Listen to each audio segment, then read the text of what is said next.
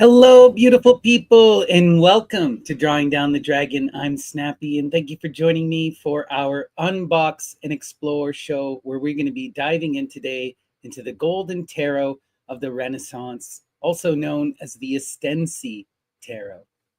I'm really excited to dig into this one with you guys.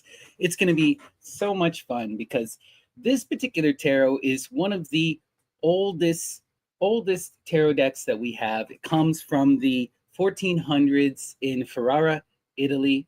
It only originally survived in 17 cards. 17 of the cards, or actually no, 16. Sorry, 16 cards survived. Mostly of the Major Arcana, plus a Princess of Swords or a Page of Swords, right?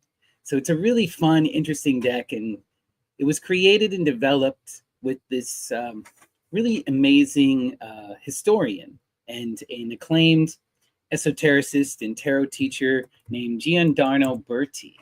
And Giordano Berti he went and did all of the deep historical work in order to recreate this specific deck. And a lot of work went into this. And he also worked with the artist Dworkin to create the missing cards and the art.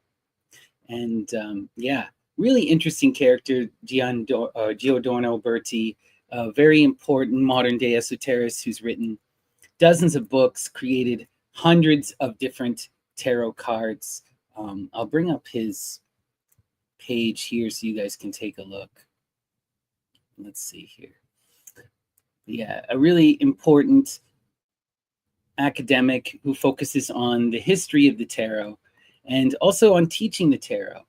So if you're interested in any of this kind of classical Renaissance tarot, the esoteric magical components involved in the tarot, go check out Giordano Berti's website here. He's got a lot of really incredible stuff going on.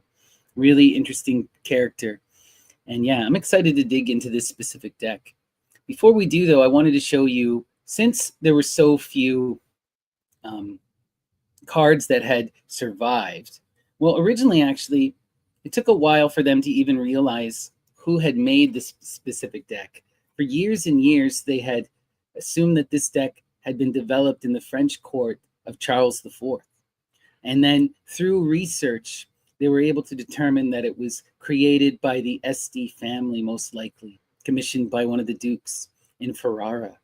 And the Ferraran art is just so amazing and so interesting. And one of the things that Berti and Dworkin, the creators of this particular version of the deck, did is they went to this place called the Palazzo.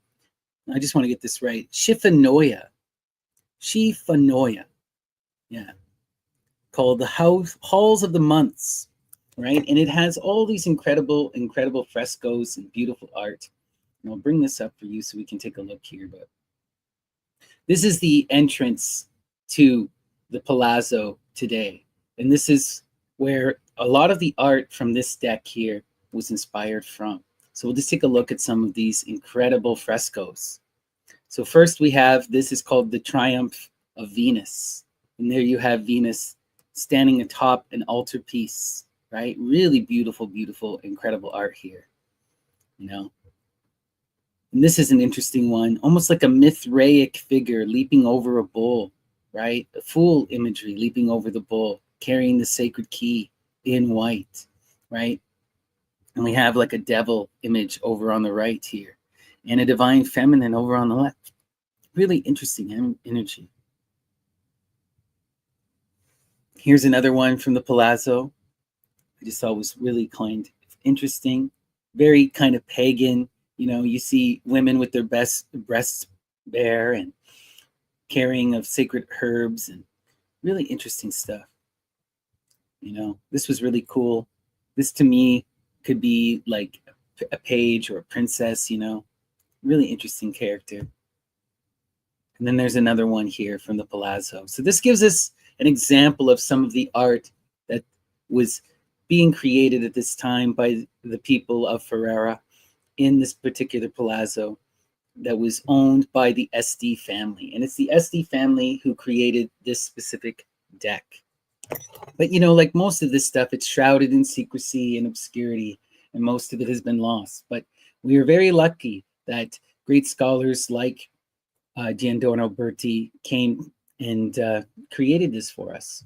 So we're going to pull up our camera here. Oh, wrong one. Sorry. Okay. So this is our box. Really fun stuff. And we're going to take a look here, right? The Golden Tarot of the Renaissance. That's what they've decided to call this tarot. It's a more authentic name than, you know, the Tarot of Charles IV. Or it's also better, I guess it's also known as the Estensi, since it's the tarot of the Este family. But let's crack this open and take a look here. All right, see what we got.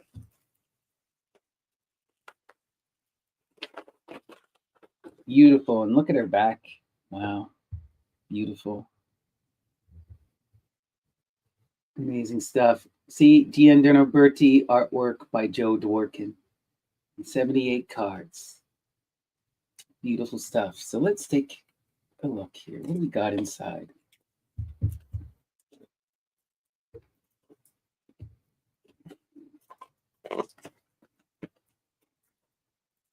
All right, we have our... Well, got a little bit damaged in the travel, unfortunately, but we have a basic tarot reading book.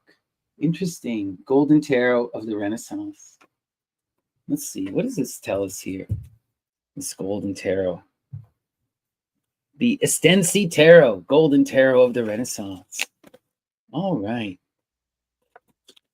Presentation. This splendid deck is universally known in its incomplete version preserved in the Bibliothèque Nationale of Paris. Only 17 cards, incorrectly titled Charles IV Tarot.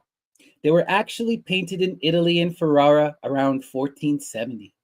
The aspiration to complete the deck has always been considered an impossible dream, and yet tarot history practically insisted that this be carried out. In fact, of the two great 15th century tarot traditions, those of Milan and Ferrara, only the latter was missing a complete copy until today. It was a big hole when considering that the city of Ferrara, the capital of the ancient Estensi dukedom, is considered by many historians to be the place where the tarot might have been born. This hypothesis is not actually accepted by everyone. In fact, the oldest known deck, the Filippo Maria Visconti Tarot, today at Yale University's Bonnecchi Library in Connecticut, was painted around 1441 for the Duke of Milan. Many indications, however, would have us believe that the unknown miniaturist relied on a pre-existent model.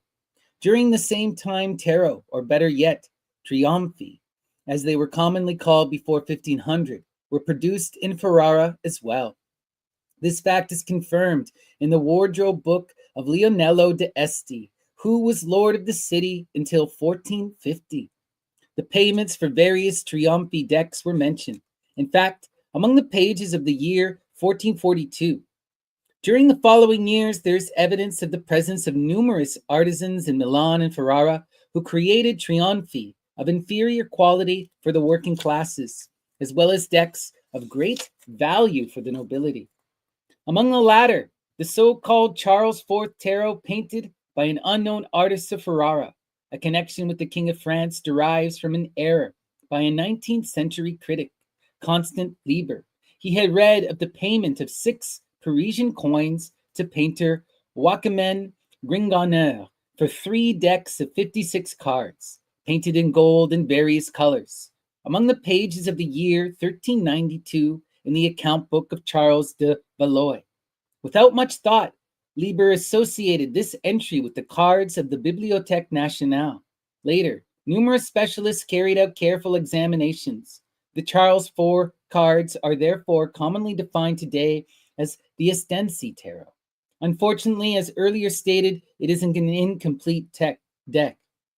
Of the 22 trionfi, only 16 remain, whereas only the Knave of Swords remains of the 56 numbered cards. This is, in any case, a very valuable work. Each card is designed by hand, painted with tempera, and embellished with a thin gold leaf with punch decorations, a spray of flowers inside, and a motif around the edge. When the publisher asked me to design a complete Estensi tarot deck based on the cards in the Bibliothèque Nationale of Paris, a problem immediately arose. How can the missing cards be replaced? In regards to the Trionfi, Ferrara examples from the late 15th and 16th centuries were not hard to find, such as the Ercole Juan de Este Tarot in the Museum of Castel Ursino in Catania, and the Liber Tarot, or the Leber Tarot, in the Municipal Library in Rouen. As for the numbered cards and the court figures, the historical examples are so few and so uninteresting that I preferred eliminating even the surviving Knave of Swords. Wow, so few and so eliminating, he got rid of them, even the Knave of Swords. My interest therefore shifted to the marvelous cycle of the frescoes the Duke Borso de Este had painted in the Hall of Months, the Palazzo Schifanoia, which I had just shown you guys. This work, created by 1469 and 1471 at the same time as the Charles IV cards, is a true talisman, designed to exalt Duke Borso and to protect him from all adversity. Not by chance, the creator of the frescoes, the scholarly humanist Pellegrino Prisciani, made use of numerous magical and astrological treatises widespread between the Middle Ages and the Renaissance. Those references only partially influenced the design of the modern Estensi tarot. In fact, each figure was chosen in relation to its closeness with the meanings dictated by cartomancy specialists. This choice, masterfully interpreted by Joe Dworkin, leads us, in any case, into the dimensionless time of astrological symbols, which is the basis for numerous mantic techniques and which also involves divining with the tarot. Wow. Interesting. Interesting stuff. So there's actually quite a bit of history here that's in this particular little book. And we even have a whole description of a classical divination method that would have been done at the time. Divining. So let's read this. This is fun.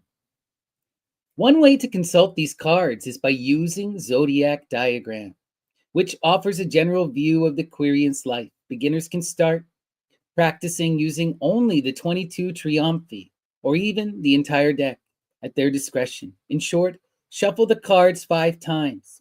Each time the cards are shuffled, rotate part of the deck half a turn so that in the end, some of the cards are up and others are upside down. Then have the querent choose 15 cards. The first 12 cards should be placed in the form of a circle, while the last 3, which we call A, B, and C, should be placed at the center of the circle. The divinatory meanings of each card must be applied to the themes of each house. Wow, so you go through the astrology of the 12 houses, right? Interesting. If the querent did not ask an initial question, the last 3 cards should not be considered. An interpretation of the previous 12 is completely generic. On the contrary, if the querent asked a precise question, each house must be interpreted according to that question.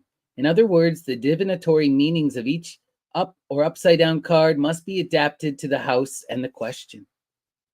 Oh, interesting. That's a really fun way to go about it. You would take your cards. First, you do a way of shuffling to ensure that part of the cards will always be upside down. And then you arrange them according to the 12 positions of the zodiac in a circle with 3 cards in the center. And you ask a question. And you can do a general divination, meaning just going over the 12 zodiac signs according to the houses. Or you can do a more in-depth one with a specific question. Really interesting. Really interesting. That's fun.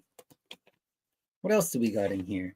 So then we just get very basic, very, very basic, unfortunately, key words for each of the cards, you know.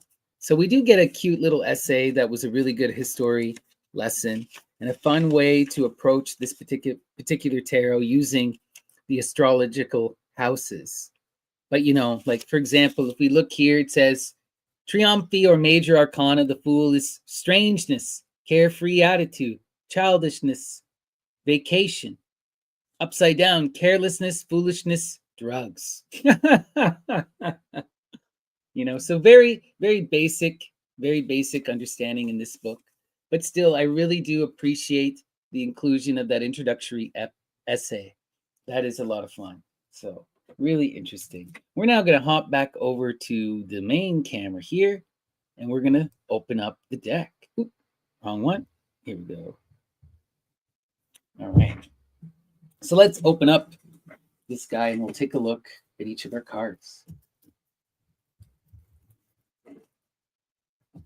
Maybe I should have got scissors. Oh, there you go. Can I get it? Let's see. 1 second here, folks. Here we go. Well sealed. Beautiful.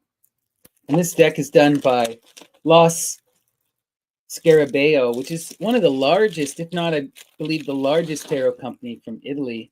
They make really high quality cards. Los Scarabeo, And just to start here, we have the back of the cards where we have the House of Estes, coat of arms. Really, really beautiful stuff. Really beautiful stuff. Right. So we're going to start here at the top, and we'll go through all of our cards. So right at this front, we have one of the original special cards from the 17 original cards that are housed, or 16, original cards that are housed at the National Library in Paris. And here is our version of the Fool. The Fool. Wow. Really, really interesting. Immediately when I'm looking at this particular Fool, what stands out to me is he's in his underwear, right? And he's got the donkey ears, but it's also like a bee kind of cap. Really weird stuff. He also appears to be a giant, far taller than all these children. Or maybe he's adult among children. I don't know. He seems like a giant to me. He's ridiculously big. Wow. And he's carrying a big belt of gold chains. Wow. Really interesting. Really, really, really interesting card here, Love it, love it, love it. That's our Fool, our first card. Interesting energy, taking us right back to what the Fool would have been in the 15th century, right? Wow, a giant among the children. Weird. Okay, let's continue. And our next card, we have the High Priestess. The High Priestess. Beautiful, beautiful, beautiful, beautiful. Wow, look at the High Priestess. Amazing. Really giving off Mother Mary type vibes, right? I love that she holds the key, that she has that empowered augur staff with the curl, right? We know that comes from the ancient Roman magical tradition. And I really like the crown that she wears on her head. It's very reminiscent of Cybele, right? The crown of towers, the throne. Beautiful. The High Priestess. Wow, love it. Let's continue here. All right. So next up, we have the Emperor. The Emperor. Okay, the Emperor. Interesting, interesting. I like his, he has the trident, some really interesting energy here, right? Carrying the disc in his lap, the children who are following him, and he's projecting his attention into the to the left there, really giving you the sense that he's projecting his vision, that he's empowered upon the throne, and that he's protecting and taking care of the children. Powerful. Love it. Interesting. All right. And our next card we got is the Lovers. The Lovers. Oh, that's beautiful. Look at that. How glorious. The Lovers is one of my favorite cards, and this is really a cute little wedding where we see a couple kissing, and we see these empowered Cupid-like angels shooting arrows down at people in the party. Fun. Okay. All right. Next we have Justice. Justice. Oh, look at Justice. The scales of Libra, right? Powerful sword. And I love that that almost spider-like veil behind her head. Interesting, interesting. Beautiful. The Wheel of Fortune.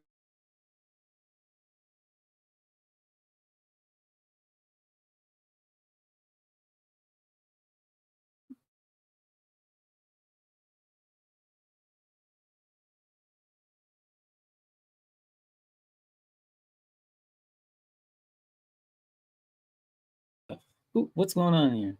Oh, there we go. You know, do you see the old man in white at the bottom being crushed, and then rising up as a donkey man, and then ascending to the top as a donkey, and then as a man? And whoa, really weird energy. Look at that. Interesting art. Hail Fortuna. What powerful imagery.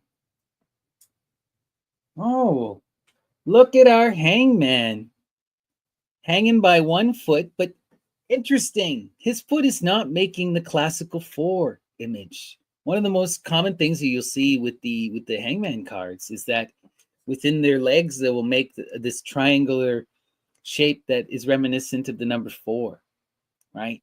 And it's often a sign of flipping one's perspective upside down.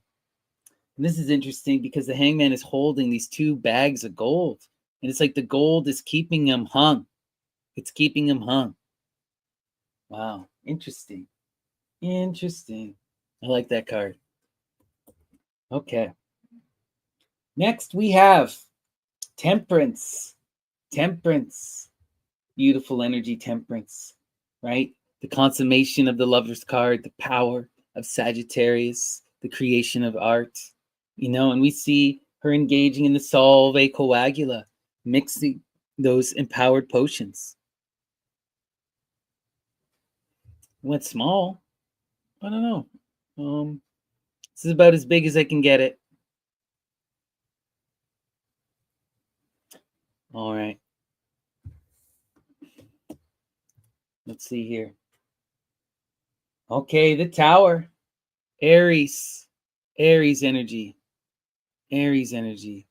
Look at that. Tower is about to crumble, burning from the back. Beautiful. The primordial energy of the moon. Love it.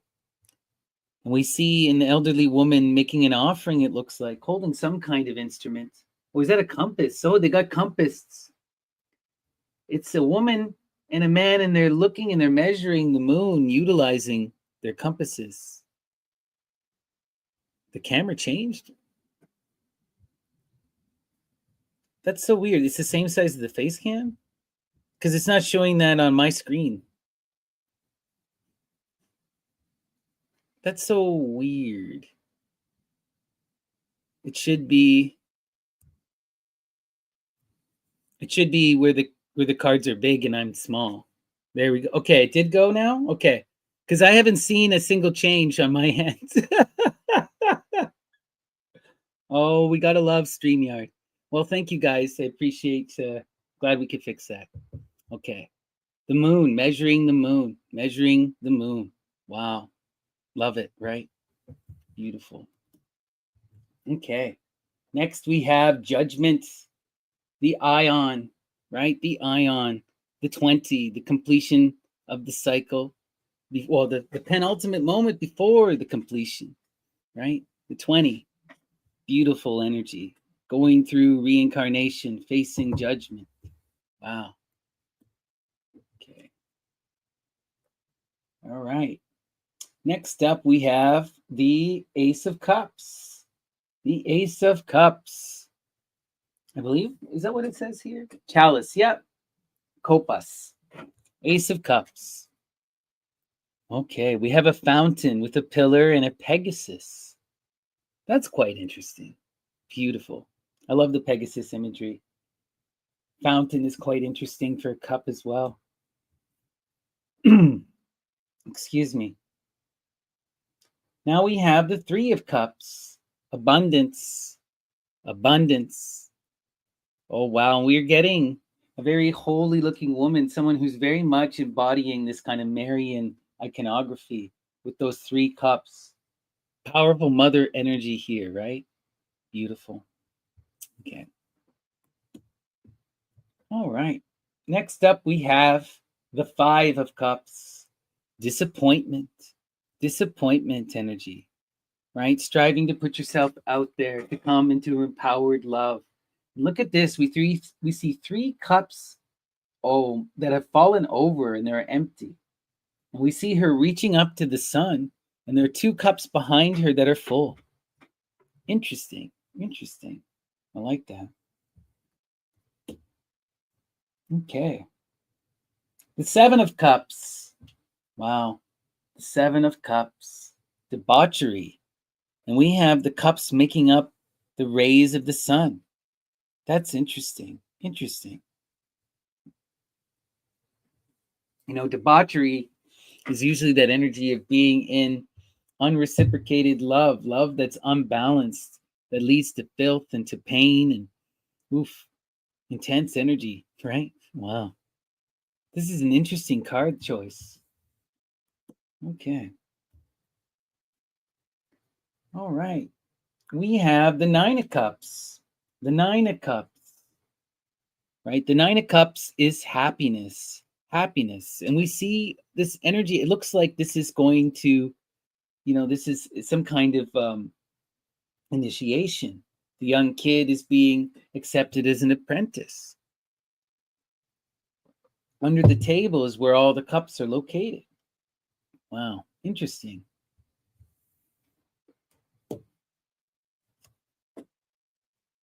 Next, we have the Knight of Cups. The Knight of Cups. And look, the Knight of Cups being that forever romantic, chasing after someone and kissing her. She doesn't look too impressed either. Isn't that interesting? Okay. The Knight of Cups. The romantic, the fire of water. All right, let's continue. All right. We have the Queen of Cups, the water of water, offering her chalice to an empowered knight who's coming and bending the knee. That's pretty. That's beautiful. Wow. Lovely. Let's see here. All right. The Ace of Pentacles. The Ace of Pentacles. Oh, that's interesting. The face on the coin and the empowered man kneeling and raising up. Wow. Interesting. Really reaching up to build from the earth and to lift himself up to the heights. Powerful stuff. Wow. All right. Next up, we have the Three of Discs. The power of work. The power of work. Heavy energy work, right? And look at that. This is perfect for the display. We see all of these people participating in hammering out of these giant coins, working together, the three of them, to create that empowered art piece. Beautiful. All right. Next up, we have the Five of Cups. The Five of Cups, worry. Worry. Very apt that you would have a beggar with a couple of coins at his feet that looked like they've been tossed to him, right? Someone struggling to come into empowered wealth. Wow. Interesting. Next, we have the Seven of Cups. The Seven of Cups. Or sorry, Seven of Discs, sorry. Failure. That's interesting. Because the Seven of Discs, we're having him giving away money in charity, it looks like. Or is it wasting money on women? And maybe it's distracted energy. He's caught up in the cups and he's giving away his money. Interesting. That's some interesting art for the Seven of Discs. Failure. All right. What's next here? We got the Nine of Discs. The Nine of Discs. Gain. That's powerful. We have a bard, or a lady actually, sorry, playing the lute and getting paid. And everyone's enjoying the music and listening. Beautiful. All right. We have the Knave of Pentacles, the Prince of Pentacles. Look at him. All of his princeliness, struggling to get his armor on, struggling to figure out how. Now that armor I really like. That image I really like. You know, the Prince of Discs. He's got all the armor. He knows what he needs to do, but he doesn't know how to get it on.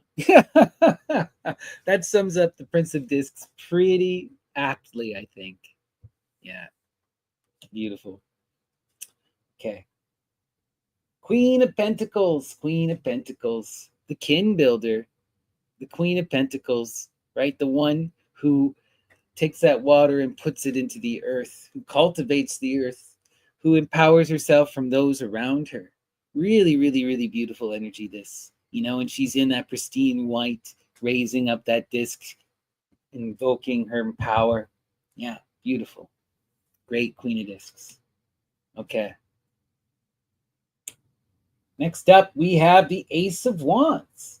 The Ace of Wands. And look, we got this guy hanging out in a tree so you can get a better view of the sun. That's just fun, playful energy. Embracing desire, embracing will, taking that joy of playfulness. Wow, I like that. That's fun. Beautiful. All right. Next up, we got the Three of Wands. The Three of Wands. Now, this is perfect, perfect imagery. Three women weaving together, right? The Three of Wands is victory, the magic of Hecate that calls us to unite our will together. And what better way than to show that than to show them uniting their spindles to create an empowered fabric? That's pretty beautiful. All right. Next up, we've got the Five of Wands. The Five of Wands. Right? And the Five of Wands is strife. Strife. Interesting. We see this empowered knight carrying all of these wands and looking up, and there's a dragon type, or there's a bird flying overhead. Two birds that are engaged in some kind of conflict. Interesting. It's almost like, right, you know, in a lot of these decks, when you see signs of the birds portend the future, right? The birds portend the future. And you see these birds fighting above this knight who's carrying all these weapons. The strife indeed. Interesting. Let's see. All right. We got the Seven of Wands. The Seven of Wands. Wow. The Seven of Wands is valor, calling us to be true and focused to our will, empowered in our action, not to be distracted. Look, seeing them bring all their sticks together, and they have a dog watching as they struggle to keep everything together. Okay, interesting. The Nine of Wands. The Nine of Wands, strength. And this is interesting energy. You seeing the farmer trying to stop the bull, trying to stop the bulls. Wow, resisting against them. Wow, that would be almost a futile effort in some ways, right? Wild. All right. We have the Knave of Wands. The Knave of Wands, the Prince of Wands. Look, interesting. Trying to cut, reaching up and trying to cut the branches, trying to cut and prune the branches. Interesting. Almost reckless energy there. All right. The Queen of Wands, the empowered artist, the water of fire. The Queen of Wands. And look at her with those beautiful children at her feet, in her beautiful armor with a magical book on her lap, and carrying a torch, a light-bearing torch. Wow. Interesting.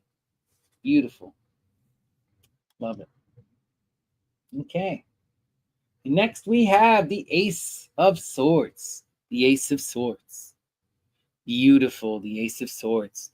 We're seeing this beautiful, empowered coat of arms. Coat of arms standing above the palace doorway, guarded by angels. Love it. Love it. Love it. Love it. Beautiful. Okay. Next up, we have the Three of Swords. The Three of Swords. Oh, beautiful. The Three of Swords, right, is worry. Worry. Invoking that empowered feminine energy that calls us to be in flow and to overcome the strife and the frustration and misunderstanding. And here we have an empowered archer preparing to do what is necessary. Wow, interesting. Okay. Next up, we have the Five of Swords, defeats. And look at that. That's interesting. For defeat, we have all of these nobles in golden armor with fancy swords standing around, waiting for the action to begin. Oh, that's interesting. I find that rather telling in some way. The defeat are the people in the fancy gold armor, right? Let's see. Next, we have the Seven of Swords. Futility,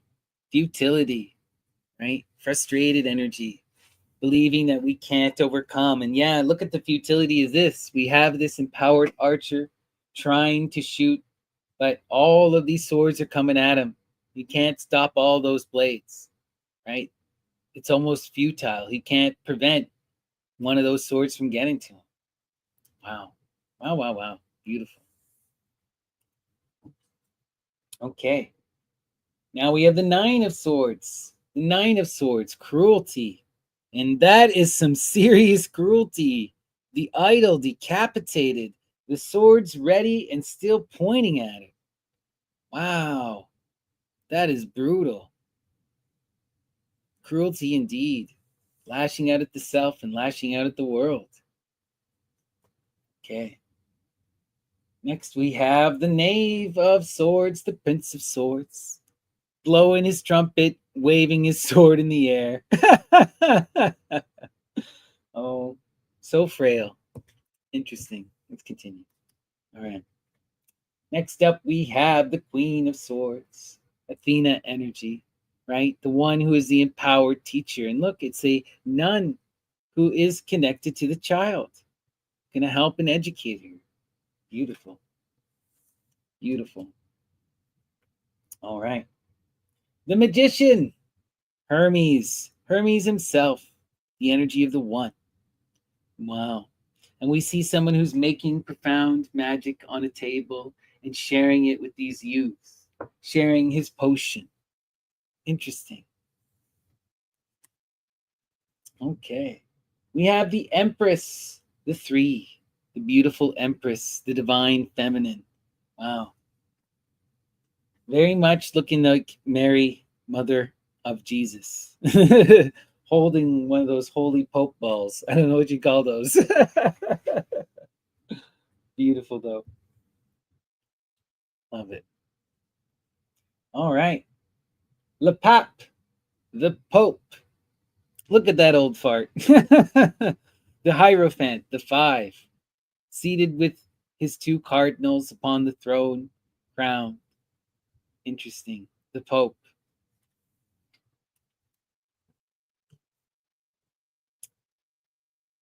The Chariot, the seven, power of Hephaestus, the knight who dons his armor and takes responsibility.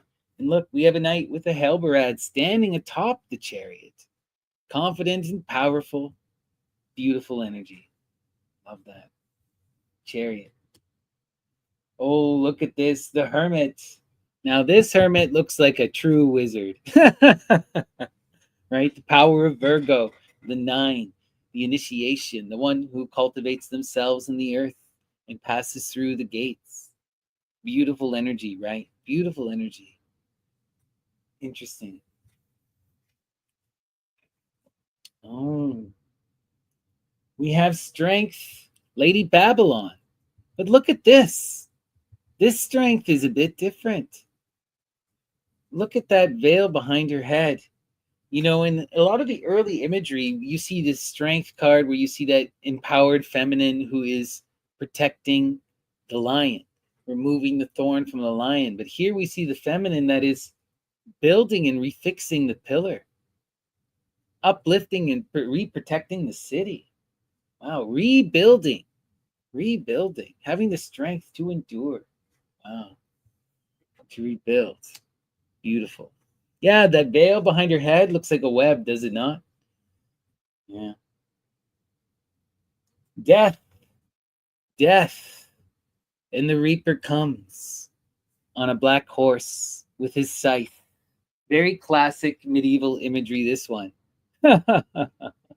Beautiful.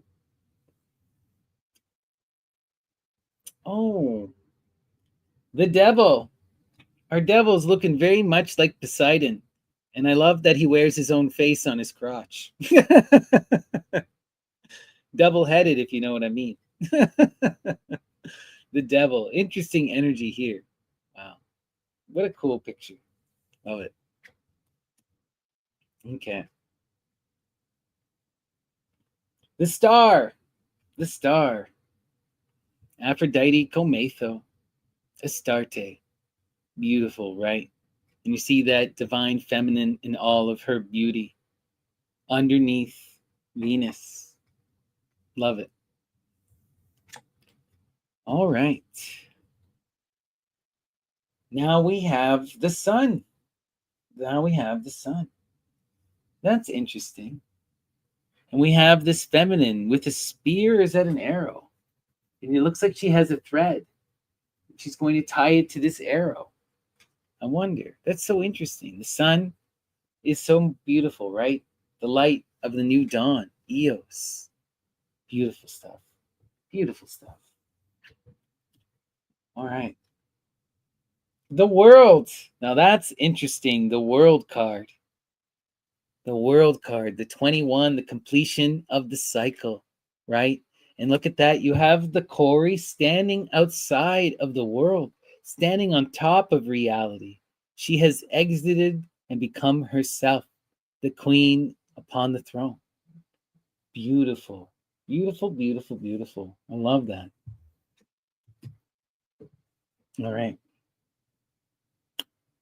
We have the Two of Cups. Love. Love. Very cute couple. Very intimate energy, this one. All right. Next, we have the Four of Cups.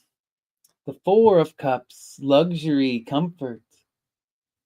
Oh, that's interesting. You're seeing someone in tattered clothes, and they're kicking over one of the cups.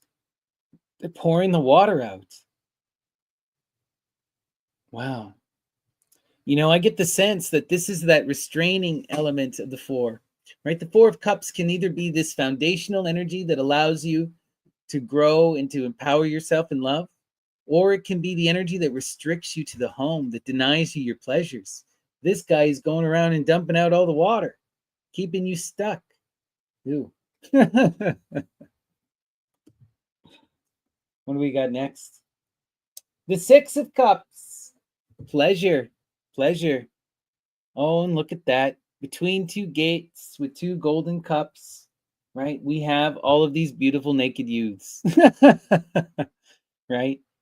Wow. Someone's having fun at that party. Let's continue. The Eight of Cups.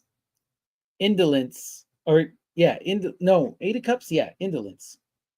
Indolence. Wow. And we have the mother talking to the child. Talking to the child. Interesting. And the child is naked. Wow. Because the mother is not helping. You know, the child needs to be nurtured, and the mother is just not giving him any of what he needs. Oof. That's some creepy energy right there. Let's see. The Ten of Cups, completing the cycle in the element of water. The water at the end. And look at that, leaping over a goat. With all these cups under this empowered frame. Wow, interesting. That's wild energy there.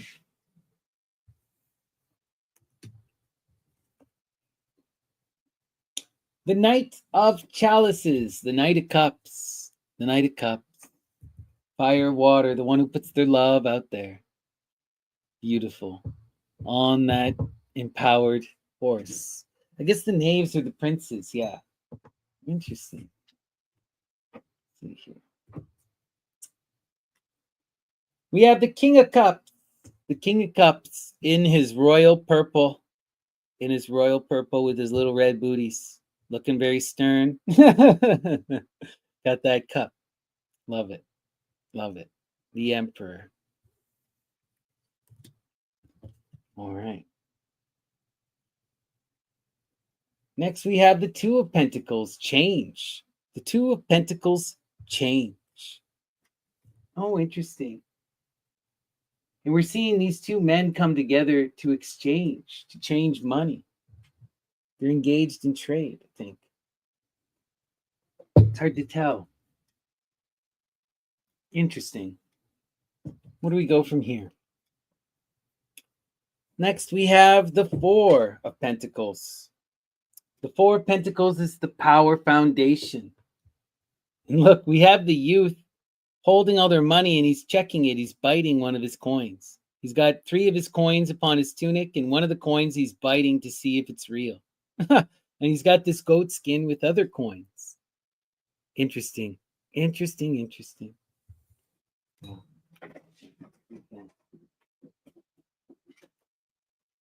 What's next we got here? The Six of Pentacles. Success. Success. And look, chop down the tree and reap the rewards therein. Standing atop the work completed, empowered with wealth. Ooh, that's a complicated image. Interesting.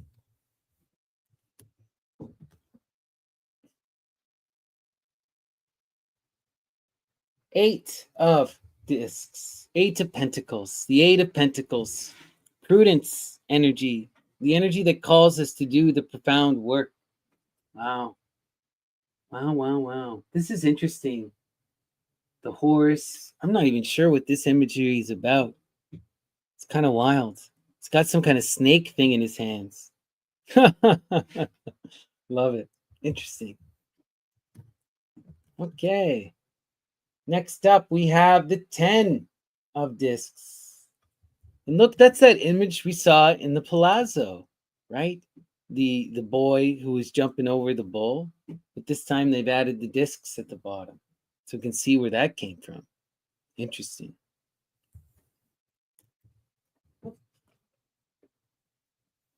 All right. We have the Knight of Pentacles. The Knight of Pentacles, the fire of earth. Wow. And we have 2 men conversing, coming together. Interesting. Both look like nobles. Let's see. The King of Pentacles. Holding what appears to be like arrows tied to a rope and a disc and seated upon a bench. A very youthful king. A very youthful king. That's interesting. Let's continue. 2 of Wands. Dominion. Dominion. Wow. And we have a half-naked man sitting out. Is he bleeding from his cross? Wow. This looks like it's Addis energy. This is a castration energy, potentially. Whoa, that's so weird. There's blood and he is naked from the waist down, but wearing large booties. Oh man, that's interesting. I wonder if this is an original. What's that about? Let's see here. Next, we have the 4 of Wands, completion. Completion. Interesting. Wow, you see the child looking up to the mother, recognizing who they wish to imitate, who they can go to for help and guidance. Powerful stuff. All right. Next up, we have the Six of Wands. Another image we saw in the fresco. The Six of Wands, the bare-breasted woman holding that empowered flower. And the Six of Wands is victory, the becoming of the self, knowledge and conversation with the holy guardian angel, right? Beautiful. Okay. Now we have the Eight of Wands, swiftness, an incoming message, the power of Hermes. In this, we have a young boy climbing up the tree in order to get a message from inside the tree. I think this is about messages from pigeons. Those are birdhouses, right? Wow. Going to seek messages from the birds. Okay. The Ten of Wands, oppression, completing the cycle in the wands. Oh, wow. Look at that. We have a king and a queen whose backs are to each other, seated upon something that is being upholded by angels. Interesting. Interesting, interesting, interesting.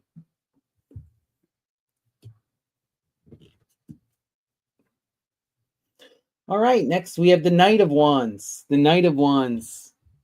Powerful knight on the black horse that's doesn't want to move forward, but that knight is going forward anyway, pushing and forcing that animal into the fearful unknown. Wow. Wow, wow, wow.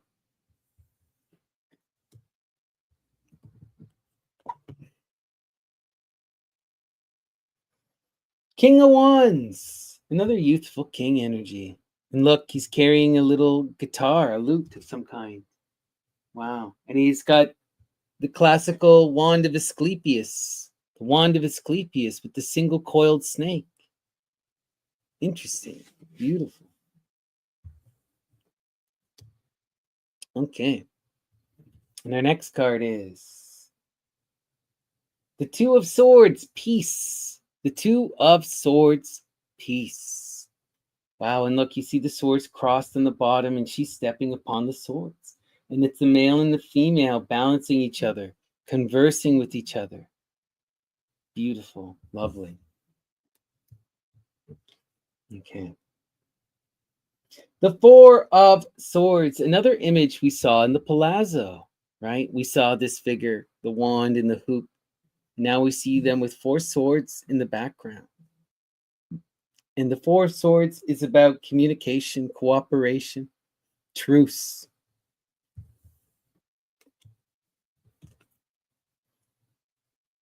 All right. The Six of Swords, science, science. And look, we see a chariot with two women on there being pulled by what appeared to be griffins. And then all these swords fighting in the air. That's a wild image right there. Love it. Okay. The Eight of Swords, interference. Interference. Look at that. This almost looks like there's going to be a beheading. Wow. Wow, wow, wow, wow, wow. That's intense, radical energy. Whoa. Okay. The Ten of Swords, completing the cycle in the air, breaking free of ruin. And look at that lion sitting upon all the swords, preventing us from getting them. Oof. That's intense. All right. The Knight of Swords. The Knight of Swords. The Heir of Fire. The knight who pursues wisdom and understanding and communication. No wonder they have all these people gossiping in the background. Right? Beautiful.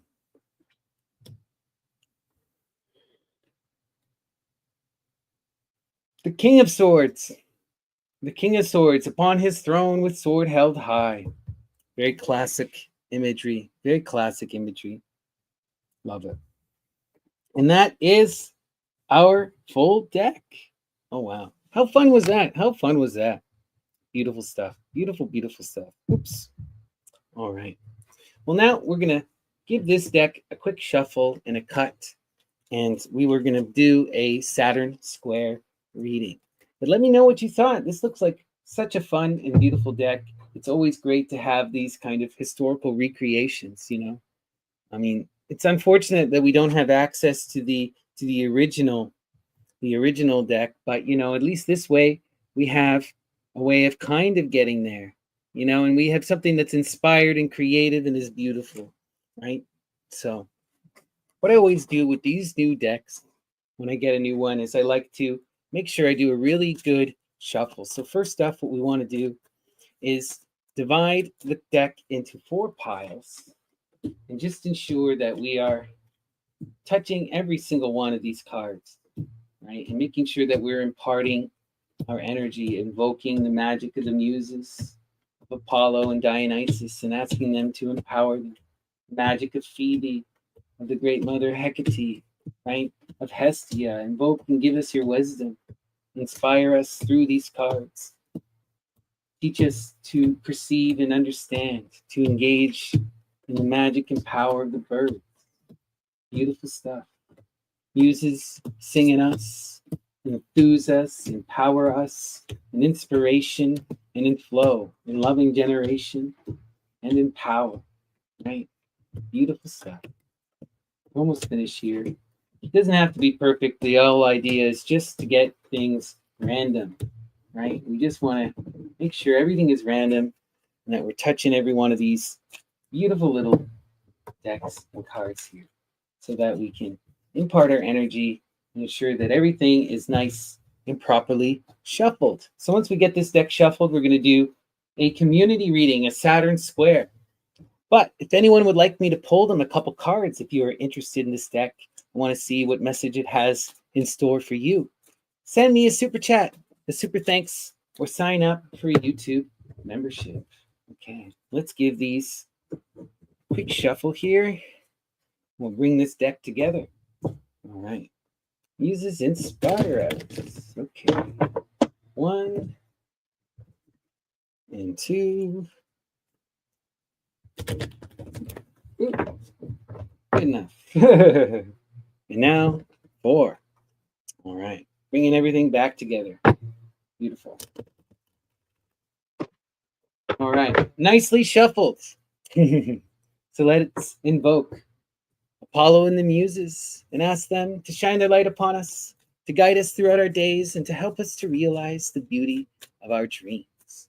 Apollo and the Muses, what is today's empowering and inspiring message from the golden tarot of the Renaissance, the Estensi tarot? Let's take a look.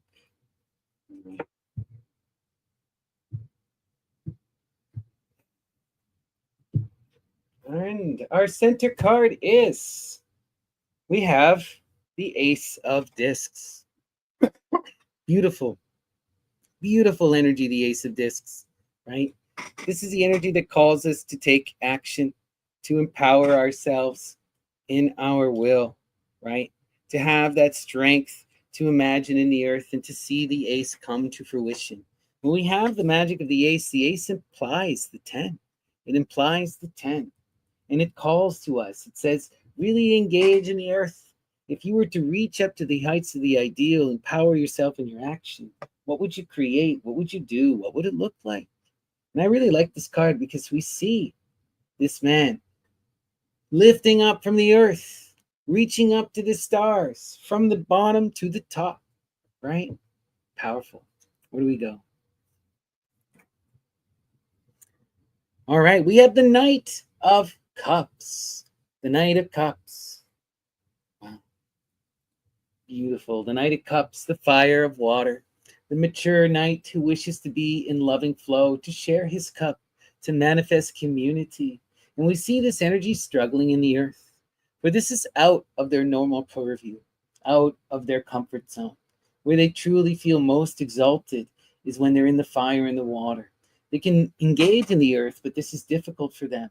It requires much more focus and dedication, right? Let's see. Wow. Lady Babylon, the power of strength. Power of strength. Wondrous energy, right? Wondrous energy.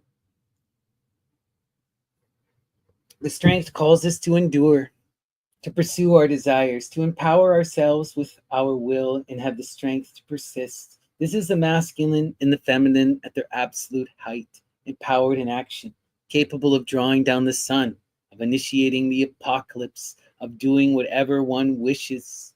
We just need to have the strength and the persistence to engage. Look at this, that knight, empowering themselves in their desire and in their will. It's that energy that will allow him to dig into the earth, to empower himself in action. Wow. Where do we go? The Pope, the Five, the Hierophant. Beautiful energy, right? The magic of the Taurus. This is the energy that reaches up into the heights of the ideal, that takes that inspired information, that wisdom, the voice of the divine, translates it and cultivates it in the earth, that builds the empowered community, that brings people together in harmony and in understanding, to cultivate tradition and law and love in the earth. We see that Pope going through the cycle, right? Beautiful energy. If anyone can build and manifest the temple, it is the Taurus. The Taurus, Venus in Taurus, all that powerful love. Beautiful. Where do we go from here? The Eight of Swords, interference. But look at this. We're getting in our own way. We're believing we can't be this energy, that we can't complete the cycle, that we will never move beyond this mere romantic energy. How can we engage the earth, right? Wow. But the Eight of Swords, we can break this energy by taking action, by becoming our best self and digging into the earth, by breaking free of this negative perspective and understanding that we're getting in our own way, manifesting our worst nightmares, preventing ourselves from acting, from doing. Wow, heavy, right? And it's when we can flip this energy and go into the earth, get out of our head and come into this empowered imagination, that we move beyond the Eight of Swords, and we move out of that energy. Okay. The Queen of Wands, the empowered artist. Wow, beautiful. The Queen of Wands, connected to that Lady Babylon. That's such fiery, passionate energy. And she's being called to cultivate the earth with wisdom, to take that creative beauty that she excels in and to use that to empower the earth, to unite people in love and flow, to have the strength to endure and to resist and to overcome that interference energy. Beautiful. Now we have the Eight of Wands, message of Hermes, a message from Hermes, swiftness, right? And there are a bunch of messages coming in quick, but you have to have the signs and the eyes to perceive them. Are you open and willing? And can you listen? The universe is coming to tell you how you engage the earth, how you overcome the interfering energy, but you have to be open and engaged. Recognize the sign and take action. Beautiful. The Six of Swords. The Six of Swords. Where does this message lead us? And when we can reject that interference, where do we come? We come to empowered science, the beauty of reason, that mutual penetration and cooperation in the heights of the air, learning to communicate and understand, right? This is that queen energy, breaking free of interference, coming to profound wisdom. And she does it when she can truly listen and learn, cultivate in the earth like a hierophant, empower themselves in the earth and cultivate that disc energy with the magic of Apollo and the will of Apollo. Really beautiful stuff. And having that strength to persist and do what's necessary. And look at that, the Sun card. If we can listen to the messages and come to profound wisdom, then we will manifest the new dawn, the beauty of the sun, the 9 in an even higher transcendent level. So much beauty here, so much magic. We're just in our own way. We truly just dug into the earth. It would create for us such beauty, such growth, power of Plutus, right? We just have to have the strength to persevere, to trust in our intuition, to do what we need to do to come to profound wisdom, to reject fear, and to learn to listen and cultivate the earth. Cultivate the earth with the wisdom of the divine. Wow. What a beautiful read. I hope that resonated with you. It certainly resonated with me. How fun. All right. And that is our reading for the beautiful golden Renaissance Tarot, also known as the Estensi Tarot or the Charles IV Tarot. So much fun. All right, everyone. Well, thank you for joining me. I really appreciate it. And if you like this tarot, you can join me later on this evening when we do our evening adoration to the muses. Originally, I was going to be doing a deep dive into Menipus with my dear friend Graham, but Graham unfortunately is unable to join. So we're going to be digging into some more tarot. We'll be doing a regular adoration to the muses, but this deck will be sure to be joining and make an appearance. So if you like what you see, please come and join me then. And I hope you enjoyed this beautiful deck. It was lots of fun. I really enjoyed the little history lesson and seeing the magical cards, checking out the Palazzo. Thank you all for joining me. Peace and love. Please go support the beautiful historian and creator, Giordano, Berti. And yeah, if you like this, please come and check out the evening adoration tonight, and we'll do more deep dives into the golden tarot of the Renaissance, the Estensi. All right. Thank you, everyone. Peace and love, and take care. Beautiful stuff.